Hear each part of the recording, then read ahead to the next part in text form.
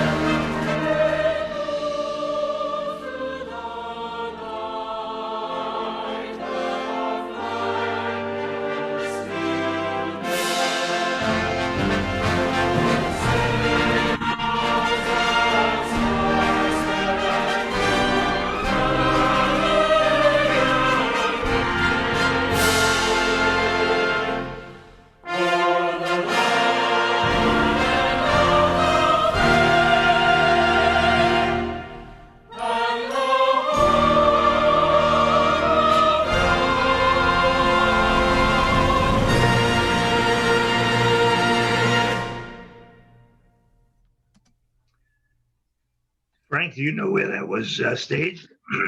That was actually, I can't think of the name of it right now. I could look it up after in a minute, but that was done at the site at which the anthem was originally written. Uh, at Fort something or other Something in is Fort Delaware, I Sumter, think. wasn't it? Say again? Sumter? That doesn't sound right. Hold on, I'm trying to find the stop share button. Okay. If you want to start, I'll look it up. It should be right there in the YouTube. Anyway, excuse me. That was a real nice rendition. Sure Yes. was. Navy band, I think. And Frank does this every week. Every time we do a program, he fishes out of the internet something like that. And sometimes it's a single person singing, and sometimes it's a big chorale. So I'm sorry, I may have muted you because Bill Miller, are you available to do our introduction of our meeting, of our not our meetings, of our I'm going to unmute you, of our sponsors. There we go. Okay, well, good morning, everyone, and welcome to Limba. We'd like to recognize our premier sponsors of Limba. We have Louis Joe's Avalon Aviles. We have Gershaw Recycling, Cavanta Energy, and National Grid. These prestigious organizations are committed to the community they serve in many ways, and we appreciate that they are committed to our mission of Limba and Long Island. Thank you all, and have a happy, great, safe Memorial Day weekend. Thanks, Bill. You're welcome. So Ernie, are you unmuted? You want to introduce Dr. Foley? Nope, he's on mute. I'm allowing him to unmute now. I don't know how he got muted. I muted myself because I was coughing and I didn't want to disturb everybody All the else. secrets come out. Anyway, I wanted to introduce Dr. Foley. Dr. Foley has been a guest of Limber in the past. He's a very accomplished educator, and I believe this is the first time you've been a president of a university. Is that correct? Yeah, I was interim chancellor at Missouri, which is equivalent to president. But yep, that's right. And you've taken over the position of in an organization that has a lot of prestige, and you've carried that banner very well.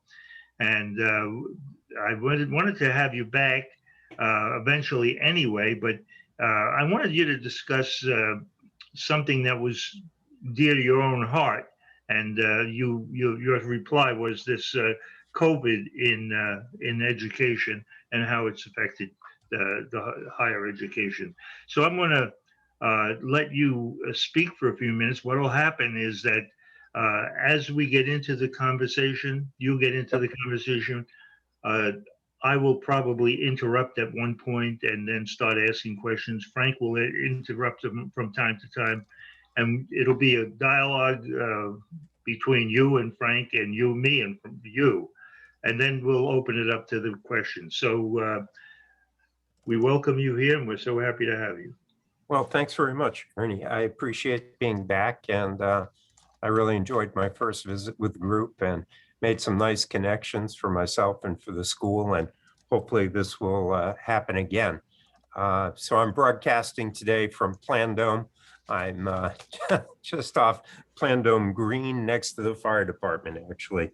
And what I am going to talk about is how I think the pandemic has affected us in academia and made us better. And this is through a combination of things that happened at NYIT and a combination of things that I've learned from so many other presidents whom I've talked to during the pandemic, particularly in the CICU, which is the Commission of Independent Colleges and Universities here in New York. And so let me start off with that and say some of the things that I'm going to talk about will seem obvious to people who are in the world of business. And that's one of the interesting things about the pandemic is that for years we've been told we need to operate more like a business. And because of the stress of the pandemic, we actually have done that. And I think I'll be able to illustrate that for you as we go through this.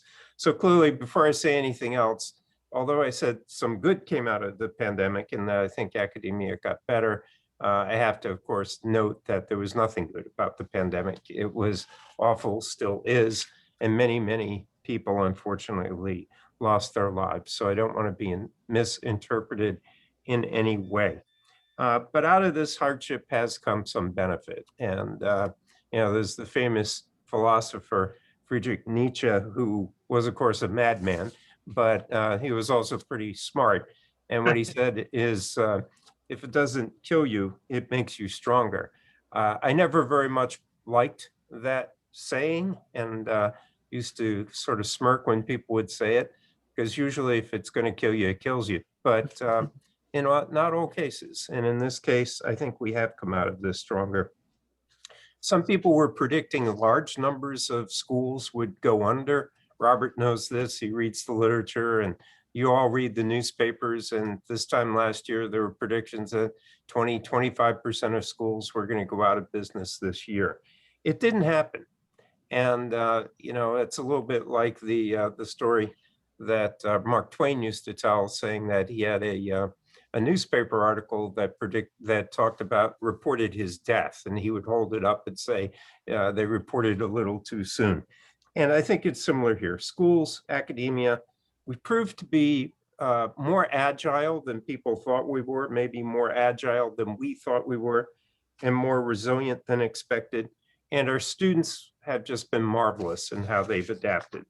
So let me start this next section about adaptation with another quote, and that's from Vince Lombardi.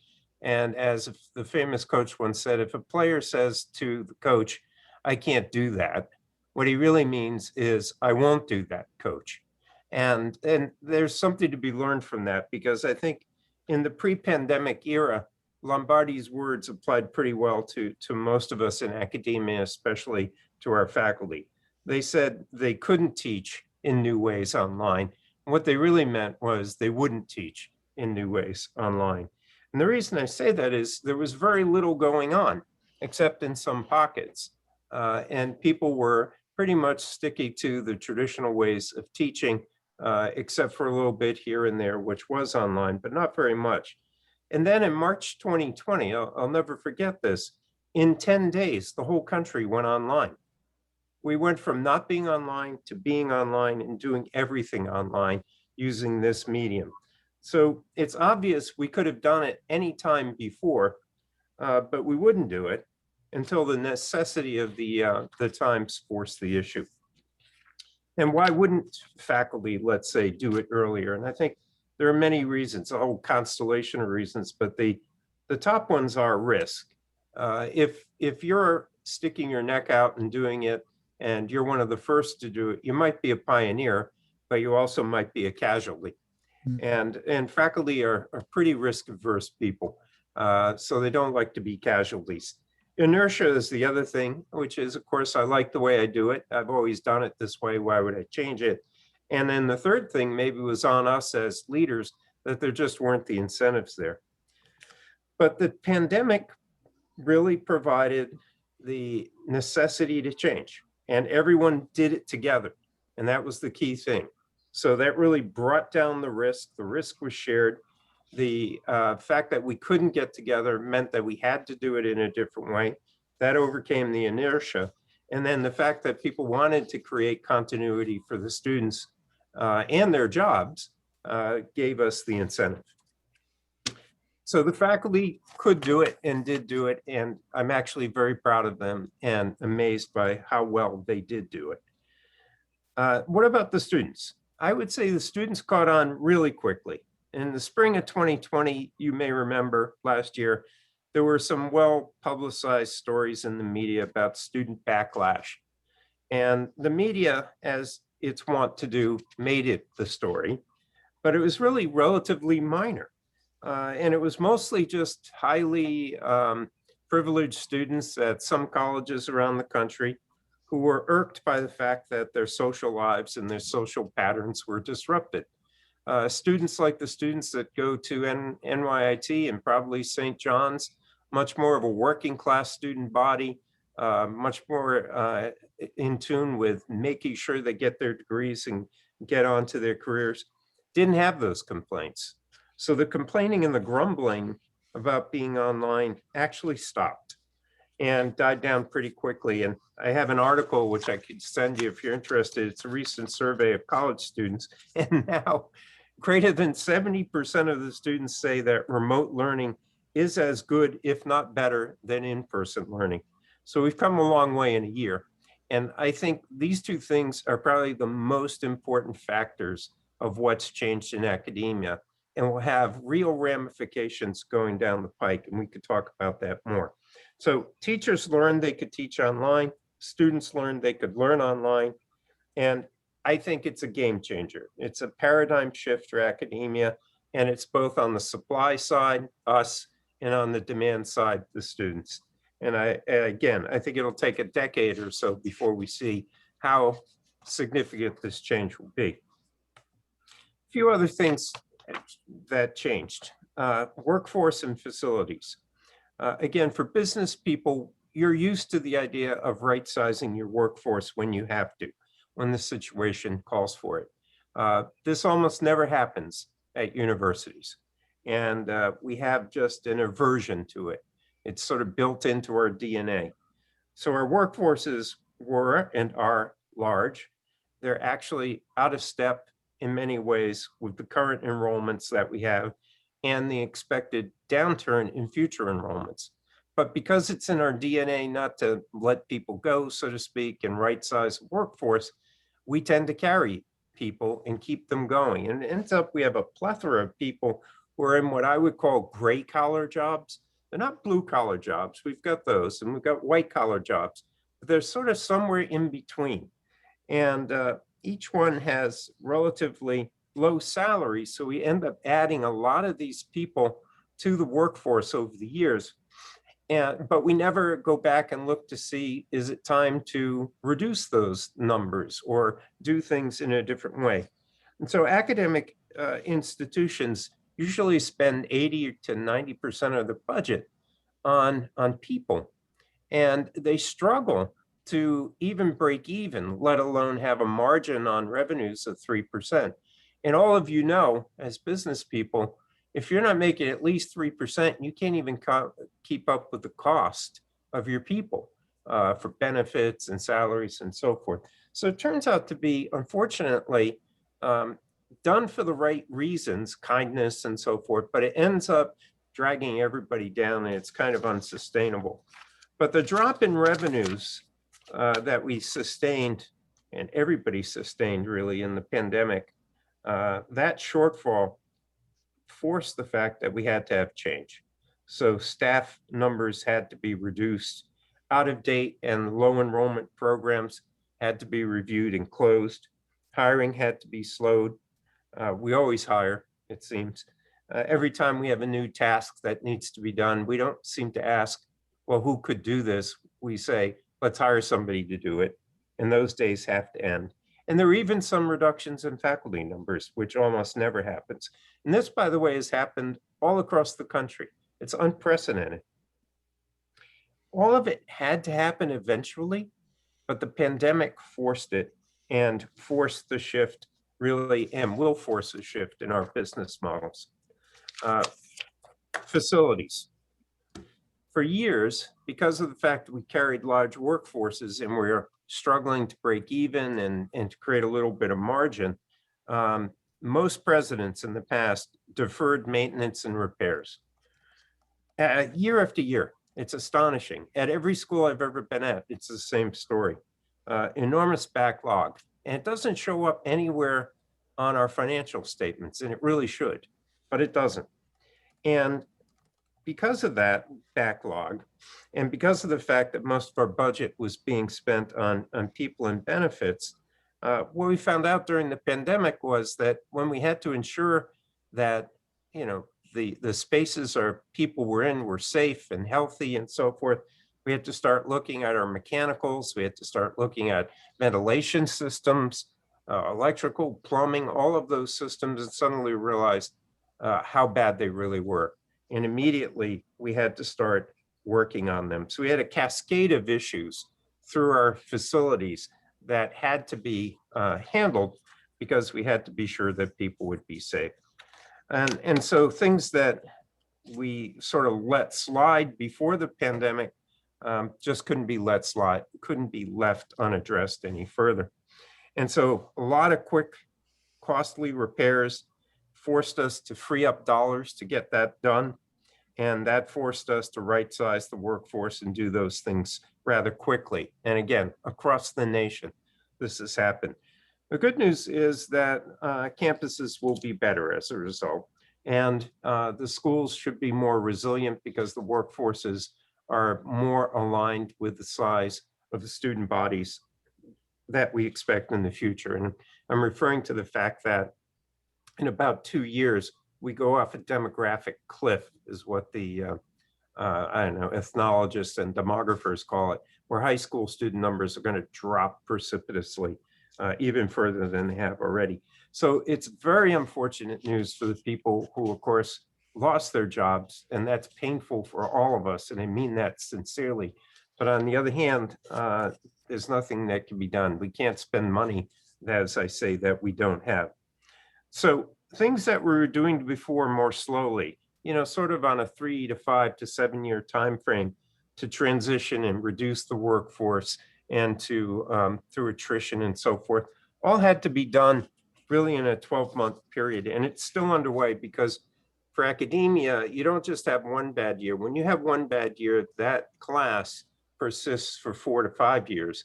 And so it continues, and you always have a hole in your enrollment, even if your enrollments come back the following year. And by the way, I'm happy to say our first year enrollments for next fall are astonishing. We're way back. And I think that's happening at many, many schools that offer, you know, what students really want. And that is education that'll lead to a good career. So I think the biggest shock for us at NYIT was that we had built a business model that ultimately had begun to really depend on revenues from Chinese students. And the pandemic just shut that spigot off. I mean, that revenue dropped precipitously. I had been trying to get us off of that not cold turkey. I was trying to wean us off of it because I was worried about geopolitics, right? We don't exactly have a friendly relationship with China. So I was worried that President Trump or the president of China would wake up someday and shut the spigot off completely. That might be less likely to happen now, but I don't know. I don't think things look very good on that front. So that was something that forced change. So we're stronger, and I'll finish up here because it didn't kill us. We're still here, and we're trying to get better. The faculty now know they could teach online. Any fears they had about that should be gone. Students know they can learn online. It's not the end of the world if they can't come into the classroom. Facilities have been largely upgraded and repaired, so we have a much healthier environment. You don't have to touch doors to open them anymore. All sorts of things that will help during flu season, or if this COVID-19 thing sticks around, it's just something we have to deal with on a yearly basis. These are all good things. And then lastly, as any business would do, we've started to right-size ourselves and get ourselves prepped for the future. So how long will all of this last? That's a good question. Will academia go back and just slide back to where they were before? I don't think so. I don't think we can. And then what does the future look like 5 years from now and 10 years from now? And I think it looks like a different academia with two kinds of schools that sort of cater to socially prestigious students who want that kind of experience and can afford it, and schools that really cater to students who require professional education and are looking to get good careers going after they leave school. And Ernie, that's it. That's what I wanted to say. I'd like to interject a few questions. And one of the things that I noticed in my own education was that I enjoyed being in a classroom because people would say things in a classroom that would stimulate my thinking and create a conversation. I found that professors liked that because they saw that there was action beyond them telling the students were feeding back what they learned by getting into these conversations. We missed that.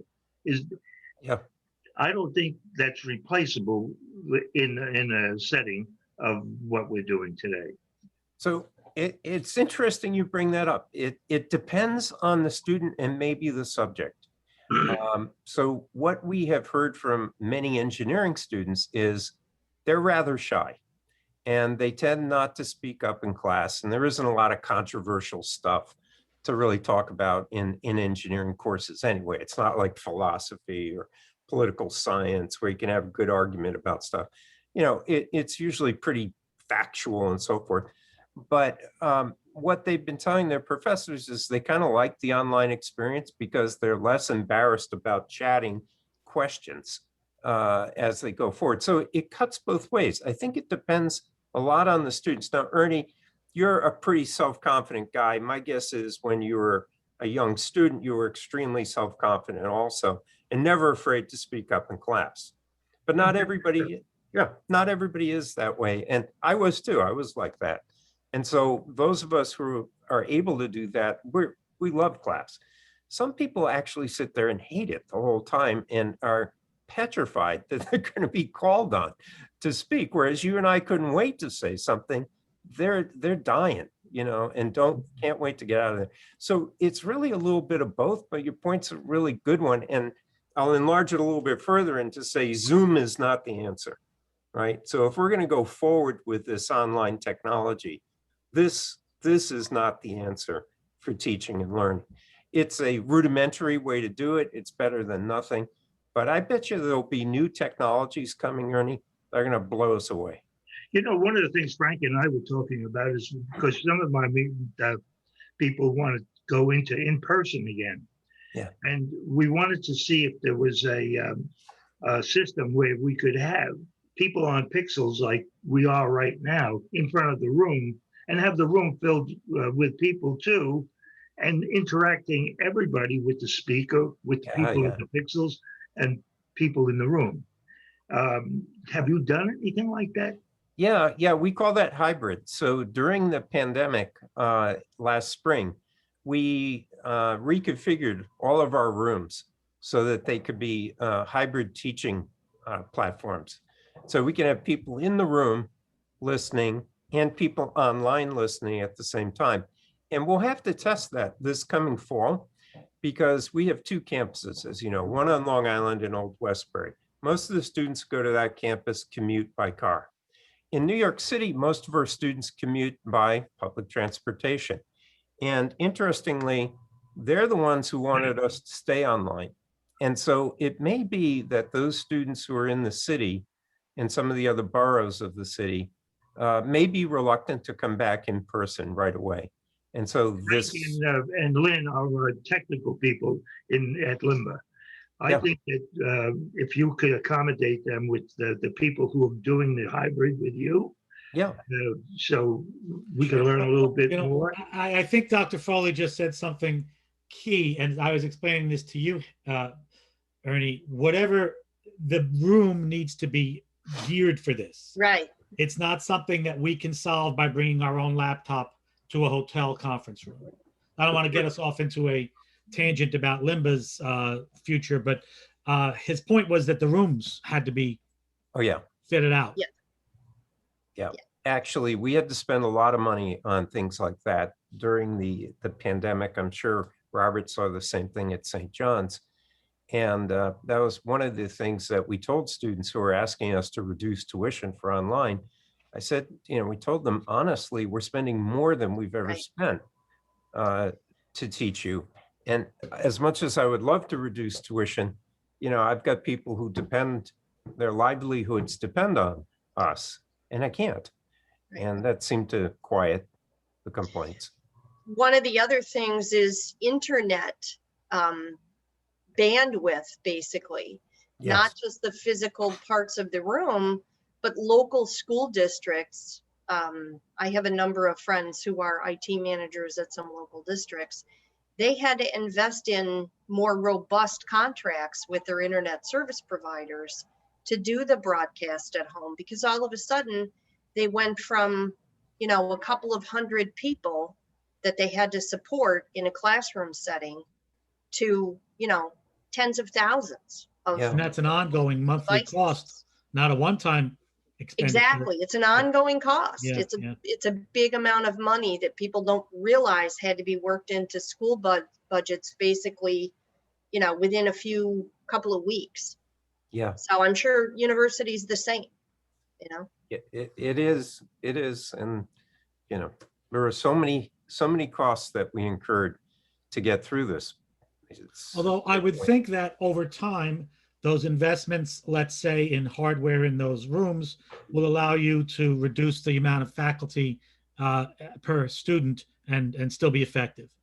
I think so. I think we have to be able to do that to actually survive longer term.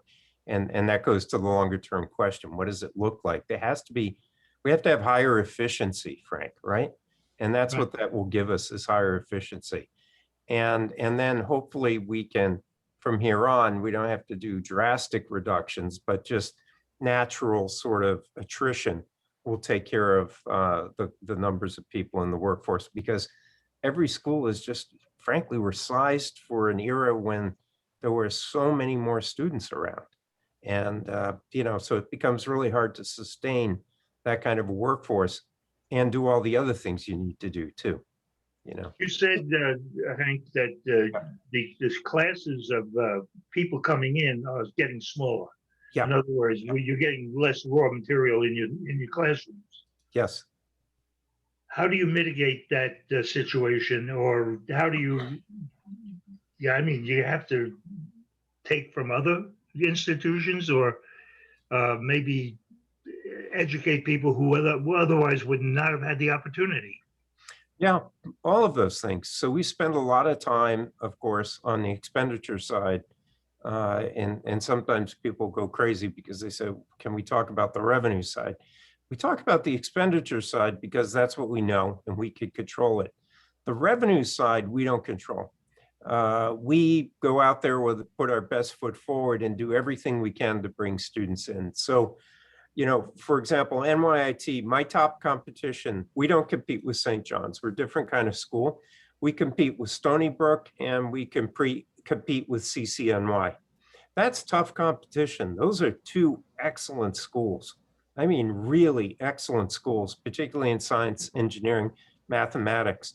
And so we have to really be on top of our game to compete with them and to be able to bring students in. We have to have something that we offer that's different. And that's usually smaller class sizes, more individualized attention, that sort of thing. And so we have to put that foot forward.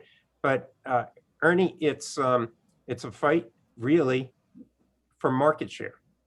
Now, The good news is to that community of underserved people who are poor, who are not going to college, not because they're not smart enough, but because they don't have the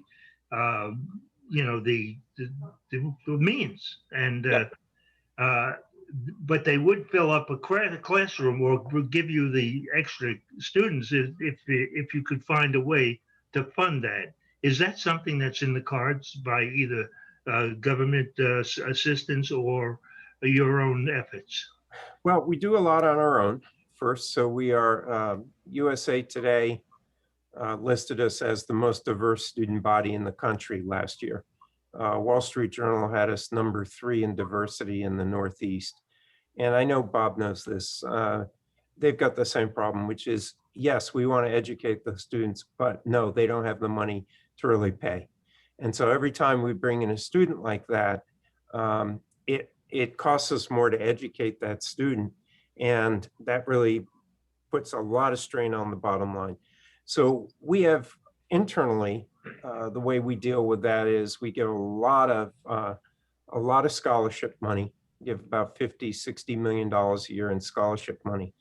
And we're able to do it because we're sustained by our graduate and professional programs, our medical school and our other schools like health professions and so forth, where we're able to charge much higher tuition than we could charge an undergrad. And that sort of subsidizes the undergrad programs. Temporary money like the HERF money, the higher education relief funds that have come through to us have been just fantastic in getting us through this year and next year. But then they evaporate overnight. So it's like our Chinese student situation. The year after next, I'm going to see a $6 million drop. And that's pretty significant for me. And so we've got to be looking always another year out to really look at our business model and make sure we've got, revenues that can sustain expenses. It would be nice to see the Pell Grants go up, both in number and amount. Maybe that will happen, but those things are crucial. So we do everything we can to recruit those students, retain those students, harder to retain them, and ultimately to graduate and reward them with jobs. And the Democrats and President Biden are talking about subsidizing community college specifically, Yes. he said yesterday. Yep. So that wouldn't affect you though, right? It might, only indirectly though, Frank, in that we're constantly trying to create and have created new relationships and agreements with community colleges in the area. So we're happy to take transfer students. That's a change for us. We didn't in the past. We discouraged it, but we don't anymore. And that's a change I made because I think those are outstanding students if you get them. So that may help us that way, indirectly. Now, once they get to us, then, we got to figure out how to subsidize them. Yeah, So again, as an outsider, I would say it would make a lot of sense that community colleges can specialize in the 101, 102 courses that are generally taught to everybody that comes in the door, and then finish up more specialized. And Yes. each can focus on their strengths rather than spreading themselves thin. No, you're right. 64% of our graduates, we had 3,000 graduates this past weekend. 64% of them were post-baccalaureate, right? They were graduate students and professional students. And 36%, did I get that right? Yeah, 36% were undergraduates getting their bachelor's degree. So you're right, it's almost naturally happening anyway. And Now, in the last year or two, the community colleges this past year really suffered tremendously. Students dropped out all over the country. Hopefully they'll come back this fall. We'll see. Yeah. And that if they have their way and there's funding, that certainly that would help. That's I have a right. question for you. And Yeah. you mentioned a couple of situations where there'll be a bifurcation of the in the future landscape. Yeah. You mentioned that some schools will offer the social aspect and other schools will focus more on career oriented training. And you also mentioned a bifurcation in your workforce, white collar, blue collar, gray collar. Yeah. And then I'm thinking of a similar bifurcation in the ability to teach over virtual mediums. So, for instance, my son is a film major, and some of his courses were just fine, script writing, for instance, over the Zoom medium, but others were absolutely impossible because the whole point was we selected that school so he could do hands-on, Yep. you know, training with, and the same Right. true. You mentioned medical and physical therapy, lots of things. So do Yeah. you see? I'm thinking that, and then just another thing I wanted to point out is that this has come up a few times in the last few weeks, that when I studied abroad, I was amazed to find, and this was back in the 80s, that in England, students take a test early on and are tracked occupational or professional. So again, there's a very distinct bifurcation. Yeah. So do you see all of these things, white collar, blue collar, virtual, non-virtual, career-oriented, social-oriented? Do you see a significant bifurcation in the educational world of the future? Well, it's hard to make predictions, especially about the future, as Yogi Berra said. But there's a lot of that going on. What you talked about first with your son's experience, we've seen that also. So I glossed over that, but particularly in areas like physical therapy, nursing, where there are certain hands-on training aspects of what they have to learn. We had to adapt on that too. We were able to do anatomy online, believe it or not, with our medical doctors and so forth, medical students. But there are certain things that have to be done in person. So lab courses, for example, in chemistry, lab courses in engineering, design studios in architecture, maybe could be online in the future. But those are areas where we struggled. And we're looking at coming back in the fall strong with in-person classes for those areas for that reason. So that is another bifurcation, if you will. Some aspects of education are still very hands-on and always will be. As far as the workforce goes, I think artificial intelligence is going to have a big impact in a significant way on mundane things. IBM's always talking about how they're going to solve the genome problem, or they're going to solve some fantastically complex problem. I think where AI is going to come in is it's going to solve the problem of, we need people to answer their telephones. It's not really a good job. People take it because there's nothing else. But a number of those what I call gray collar jobs, I think will go away with artificial intelligence. Of course, some white collar jobs may as well, but absolutely, time will tell on that. And creativity, I think, is going to be the key, because AI, at least so far, is not creative in the way. I read a technology futurist's book earlier this year, and he said that it's assumed by the average person that AI is going to take over truck drivers and cashiers' jobs. But his point was, the reason you go to a particular doctor right now is for that doctor to tap into their own personal knowledge and come up with a diagnosis. Yep. But imagine if all of medical knowledge was as easily accessed as Google allows us to access information today, and all doctors had the same access to that complete body of medical knowledge. What good is that one diagnostician in that future? And the same is true with law. And the same is true with a lot of intellectual, and what we would consider right now high value and irreplaceable disciplines are really because of what they can keep in their head at one time. But Yeah. AI and technology will absolutely change that. As you Yeah. said, creativity cannot be replaced. I don't think so. Just a quick comment on that. I actually have a friend who was part of a study with IBM's Watson Oh, yeah. to diagnose people with dermatological issues using only AI. And they did a study and they compared a bunch of doctors, including him, with the efficacy and the accuracy of only AI. And AI won. So eventually somebody's going to turn that into a business. So Without a just a doubt. matter of time. So let's go to some of the questions that came up in chat. The Sure. question, and I think this goes into our exactly what we're talking about. Some things work well and some things don't work well. Internships and externships. How will they fare in the virtual future? Yeah, the big banks have just been written up. So I think JP Morgan said their interns are going to be live and in person. Jamie Dimon is pushing to bring everybody back to the office. And I think Goldman Sachs, I may have this wrong, which company it was, but which bank it was. I think Goldman Sachs gave their interns a choice of whether they wanted to be live in person or do it virtually.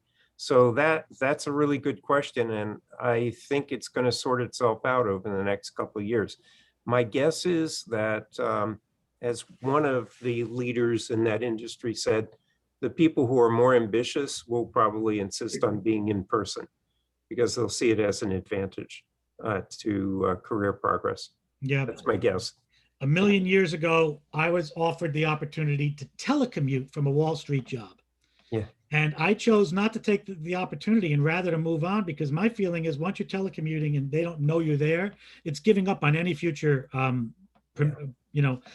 advancement in that. Now, I don't know if that would be as true today because this was back in the 80s, but it's,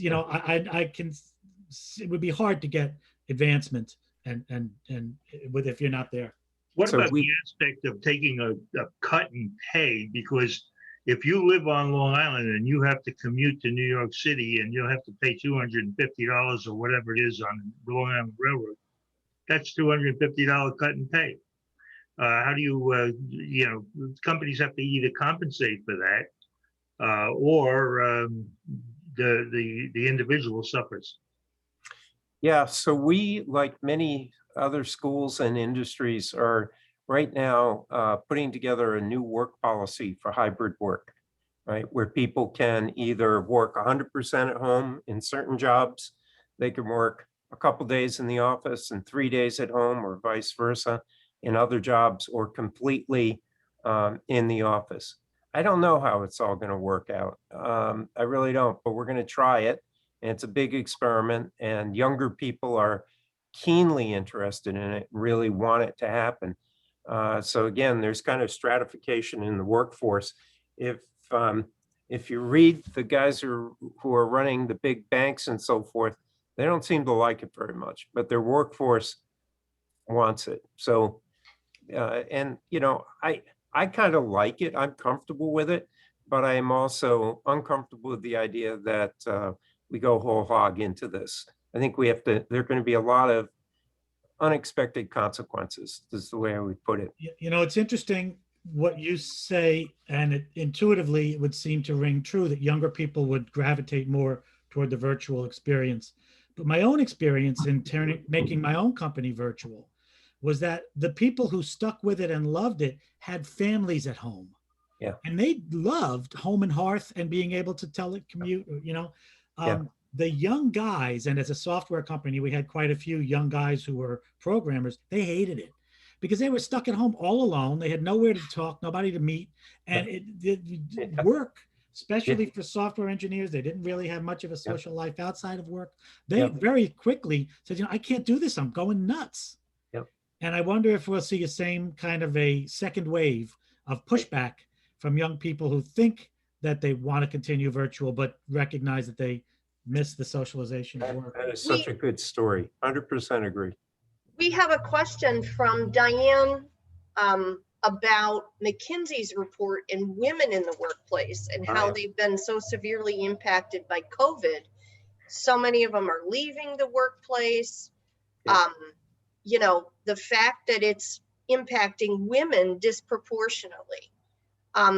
Could you speak a little bit about that? And Diane, I'll unmute you so you can discuss that with him a little bit more. Yeah, thank you. Hi, my name is Diane Berman. I'm actually an energy regulator. I'm really concerned on the impact. It's different than other recessions and after World War II, where we saw it was more negatively impact on men, primarily because they were more in the workplace. But the trend seems to be going significantly backwards, not just for the younger women, but also senior women, senior level position women, and also women of color. And if the trend continues, it's going to mean that we're going to have really no one at very little at all levels. And I'm just wondering from a higher education perspective, especially as, you know, we need more engineers, we need a lot. If they are not seeing women in the workforce in leadership positions, what that trend may mean. And if higher education is seeing similarly women who maybe were either students or professors also leaving, you know, because of the double burden and other issues that are there. Yeah, it's a serious problem, and it's good that McKinsey surfaced it for everyone. And I think there have been some government figures also that have surfaced it. It is clearly the double burden effect, as you put it. That's a good way to put it. That women are more involved as caregivers than men. And during this pandemic, at least this is what I think they're saying, is that because of that, they've been more apt to drop out of the workforce and stay home to give care. I can only hope and think that this is a temporary setback and that it won't be permanent. I don't think it will be, but I'm always the optimist, so you have to be careful with me. I think that we'll get through it. I think it'll turn back around next year for younger women. For older women, I'm not sure I understand it. If it's the double burden effect, or there's this other phenomenon that people who could did just retire earlier than they would have during the pandemic. And I don't know how that kind of conflates these numbers a bit. So we'll have to wait and see on that. But I think that it's a trend that hopefully is temporary and will turn around. On the academic side, I don't think we've seen it. And again, I think that's because people are younger. They have less responsibility as caregivers and so forth. And so I think the pipeline is full of good young women who will become engineers, doctors, physical therapists, what have you. At least that's what we're seeing in schools like ours. And just to kind of, you know, share from a senior level women perspective, at least the McKinsey reports and others like the National Labor research is showing that senior level women are leaving in more than expected. And part of that is that they feeling this, that there was always this pressure and they weren't necessarily feeling comfortable anyway, and they didn't have the necessary supports to thrive. And now they're looking and saying, well, you know what, I'm done with trying to survive and thrive here. I'm either going to leave earlier than I expected, or I'm going to go back to taking a lesser position. And that to me really concerns me, especially even if we see an increase in it getting better for younger women. The trend, at least the reports are showing that we're actually going to need to even lean in more to addressing the issue to make people feel, you know, that there's a reason to stay. Yeah. You know, in regard to Diane's question, how much of that is attributable to a shrinking workforce need, and how much of it is because of you know, it's a tragic loss of personnel in that area. I mean, in any case, it's not a And happy then, situation. Ernie, I'm thinking of a third explanation. I think we can all say that this whole experience has caused us to reevaluate our work-life balance. And one of the Yes. good things that a lot of us have confessed is that we're spending more time with family because of this pandemic. And so there may be people that have re-examined their work-life balance and said, you know what, I'd rather spend more time with family or at home or gardening than more time in the office or just, or, as Dr. Foley said, retire early. So there But may be some people also just making that we have decision. we have sort of ignored childcare Yeah. and family care in the last 40 years since women have become a significant part of the workforce. And personally, I've always been lucky to be able to afford good childcare.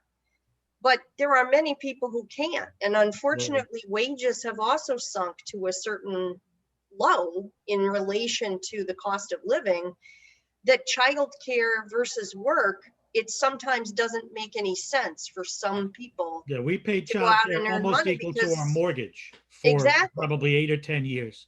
right, And not people, many people really are in a position to do that. right. So what do you do? So, you know, wages have to go up, or we've got to find a national childcare policy or something to really address this long term. Yeah, I agree. Do you have a take on that, Hank? Yeah, I agree. I think that without childcare, it's impossible for some people to really get out and be part of the workforce or to get back on their feet and get back into the workforce. So these are all really good points. We Do have you have another any more question. questions in the? NYIT doesn't have dorms. That's correct. Is that right? We rent dorms in the city. We don't have dorms Oh, on okay. Long Yes, Island. I'm familiar with that model as my son is at a CUNY school. Yeah. But so the question was, how will the new model affect revenue that's brought in from dorms? And, Oh, yeah. you know, that must be part of the financial model of colleges. Oh, yeah, yeah. So we don't have the luxury of dorms and the revenue streams that go with it.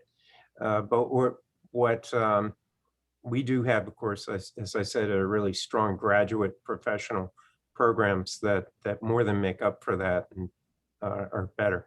But looking to the future, I don't know. We're going to have to see whether or not dormitories survive, so to speak, and whether or not that's going to be a part of the equation. I think we might see more students choose to commute over the next 4 to 5 years. And this group of students, this generation of students, is very different than previous generations. They're almost more like my father's generation. They're very practical and very, very cost conscious and will cut costs wherever they can.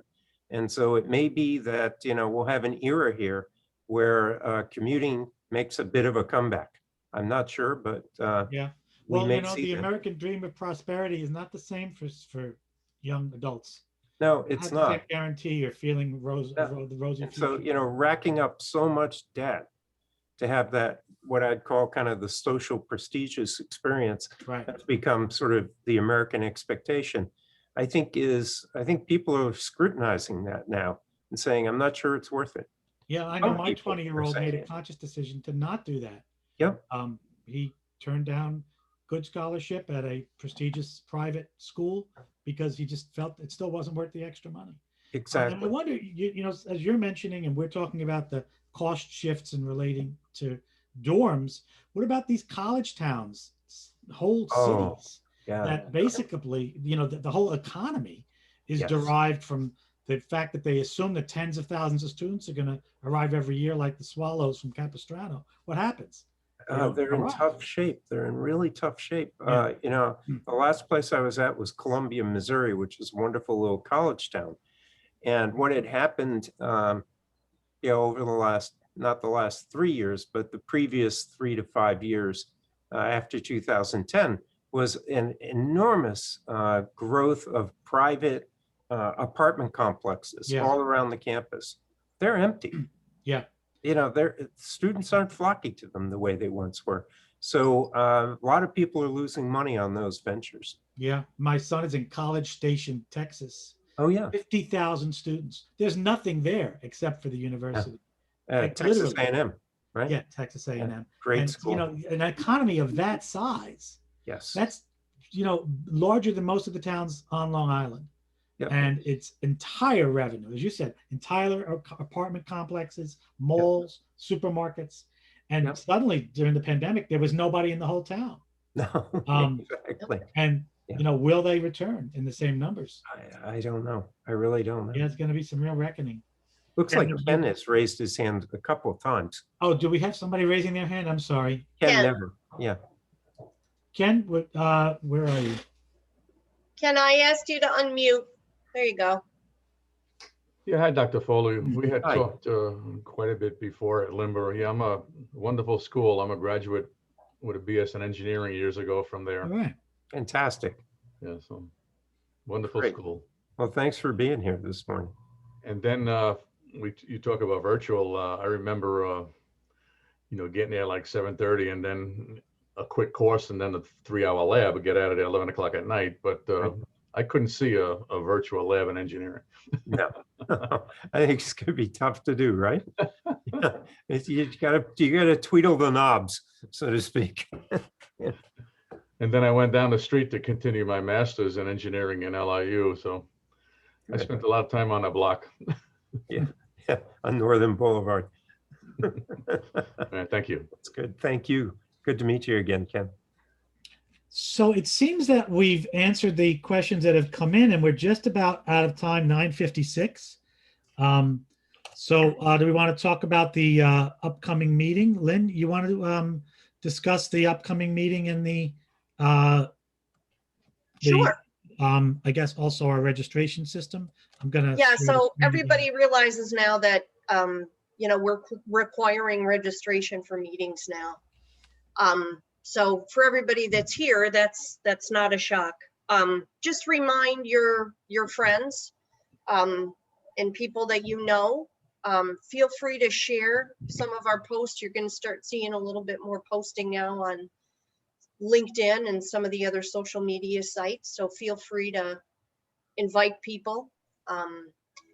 As Frank mentioned at the very top of the meeting, we are discussing some various issues for what we're going to do about in-person meetings, and that's sort of still under discussion. So our next meeting is going to be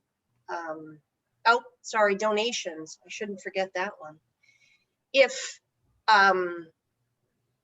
anybody is really enjoying our meetings, you know, we rely on sponsorships and donations to have these great speakers.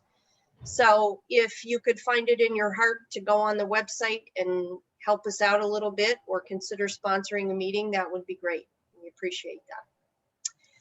And 2 weeks from now, on June 11th, we are going to have an exciting speaker. His name is Rick Harnish, and he is the executive director of the High Speed Rail Alliance. He's going to be talking to us about how they're using this system to connect the Midwest. As a lot of people know, there have been lots of discussions here about, as part of the infrastructure plan and part of the regional planning, about how we might use rail more efficiently here on Long Island and in the region.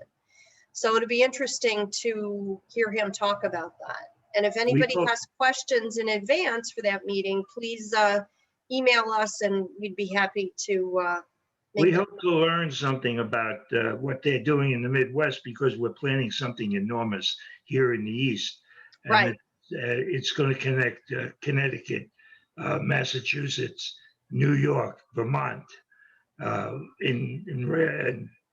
by rail with high-speed service. So we want to learn as much as we can from other people, because it'll help us develop what we're doing here. I think we're about to close, and I want to thank Dr. Foley for his participation Yes. I think it was very enlightening and gave us some insights that we did not have before as to what's happening at higher education. You know, we entertain presidents of universities from time to time. We've had, you know, SUNY Stony Brook, we've had St. Joseph's and other schools. And occasionally we have to get somebody else's perspective in the same realm. And so Dr. Foley, you were most appreciated by us, Thank you. and we Thank you. thank you. Well, I enjoyed it, as always. It's a great group. Thank you, Ernie. All right, be well. All right. Okay, Take everybody. care, everybody. Have a great Memorial Have Day a- weekend, and we'll yeah. talk again in 2 weeks. Thank you. Okay, Thanks, Bye-bye. everybody. thanks again. And Bob, you and I will talk.